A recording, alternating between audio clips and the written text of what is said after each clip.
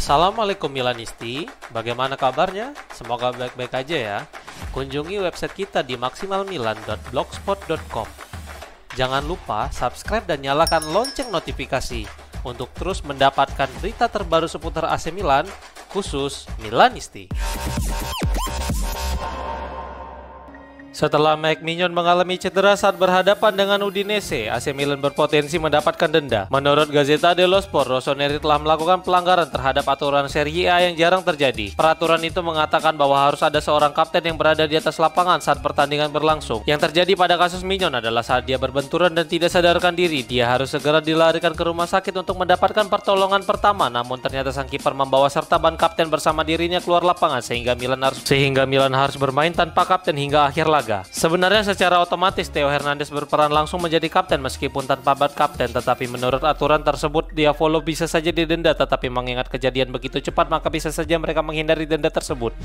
Alessandro Florenzi dan Sandro Tonali ikut bermain judi dalam taruhan yang sama menurut sebuah laporan. Sekali lagi skandal perjudian di kalangan pesepak bola sekali lagi mencuat. Calcio e Finanza merilis percakapan antara Tonali dan Tommaso De Giacomo tentang taruhan tersebut dan nama Florenzi pun ikut terseret di dalamnya. Polisi mulai melakukan investigasi melalui pesan WhatsApp Tonali yang bergabung ke dalam grup Las Vegas untuk permainan kasino. Berikut isi pesan WhatsApp tersebut. Florenzi menghisap terlalu banyak uang dalam waktu yang singkat, kata Tonali. Saudaraku, tarik dia untuk terus bermain, sementara kau mengambil sedikit dan dia akan menyelamatkan sedikit juga.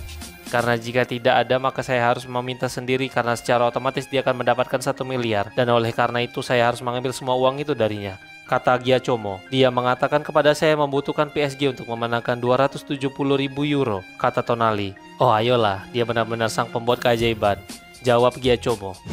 Sejak kembali ke AC Milan untuk menangani Milan Futuro, Massimo Odo mengubah tim muda Milan itu menjadi lebih baik dan dia berpotensi bertahan lebih lama. Bersama Futuro, Odo telah mengoleksi 3 kemenangan, 2 seri dan 3 kekalahan dalam 8 pertandingan. Dia menggantikan Daniele Bonera yang didepak dari kursi pelatih kepala setelah hanya mengoleksi 22 poin dari 28 pertandingan, yang mana itu merupakan hasil yang sangat buruk. Calciomercato.com membenarkan bahwa Bonera merasa frustasi akibat sering kehilangan pemain yang pergi ke skuad senior dan juga laporan itu mempertanyakan tidak keluarnya potensi terbaik dari Francesco Camarda di skuad senior. Sejak kedatangan Odo, Camarda seperti terlahir kembali. Dia membantu timnya meraih kemenangan melawan Ternana dan pada pertandingan itu dia memberikan asis sempurna kepada rekannya. Selain itu, Odo juga sedang berusaha keras membawa Futuro keluar dari zona merah agar tidak terjun ke seri D.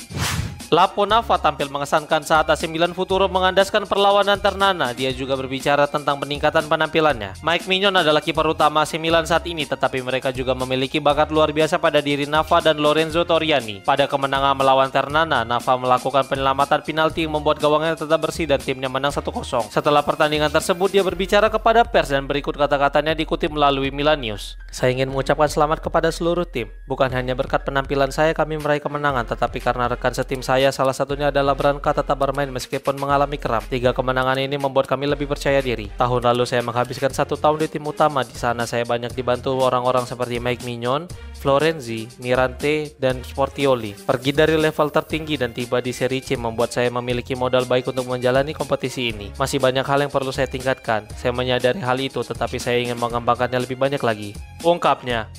Dalam beberapa pekan terakhir, nama Giovanni Sartori santer dihubungkan sebagai direktur olahraga AC Milan yang baru. Sejak gagalnya negosiasi dengan Fabio Paratici, nama Iglitare seperti otomatis menjadi kandidat utama, tetapi baru-baru ini Sartori juga terus dihubungkan sebagai petinggi Milan berikutnya. Menurut La Gazzetta dello Sport, ada 2 alasan kenapa Sartori adalah orang yang tepat. Pertama, dia telah terbukti mampu membawa tim yang ditanganinya sukses seperti Chievo, Atalanta, dan sekarang Bologna mampu tampil bersinar bahkan bermain di Liga Champions. Meskipun jarang mendapat perhatian dari prestasi yang diraih timnya, Sartori tetap merupakan salah satu orang yang paling berpengaruh dari belakang layar. Selain itu, dia juga mampu membeli pemain murah dan menjual mereka dengan harga yang tinggi. Contoh pemain yang dia sulap seperti Frank Kessie, Dejan Kulusevski, dan Gianluca Mancini. Yang terbaru adalah Odgaard yang saat ini bermain di Bologna dan telah menampilkan penampilan gemilang.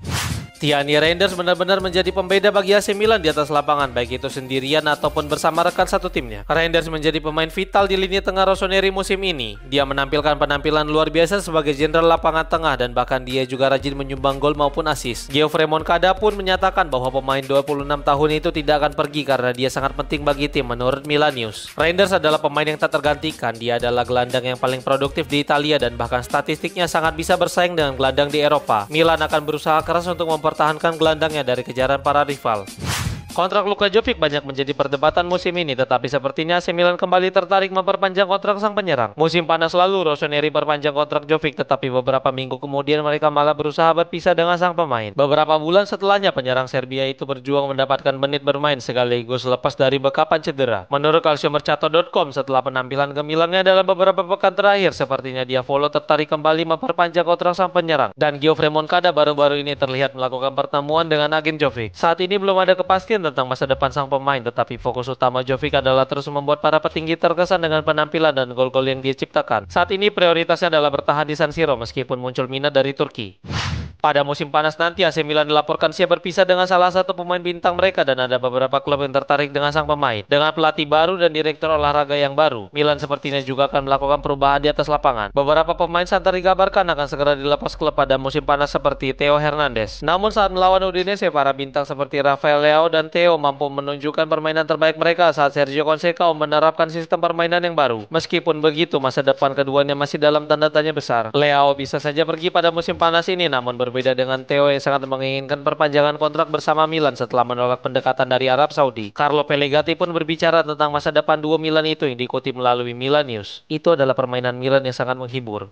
Ketika Milan bermain bagus, mereka memiliki nilai absolut dan ketika ada tim yang tepat dan bermain dengan baik. Conceição bermain bagus dengan formasi 3-4-2-1. Tuan-tuan, mari kita jual semuanya. Ayo jual Theo, mari kita jual Leao, ayo jual Mignon, mari jual semuanya. Mari kita jual semuanya dan bawa pulang uang karena kita tidak akan bermain di Liga Champions. Sayang sekali mereka bermain bagus dan tidak banyak orang seperti mereka. Mari kita jual semuanya, ungkapnya.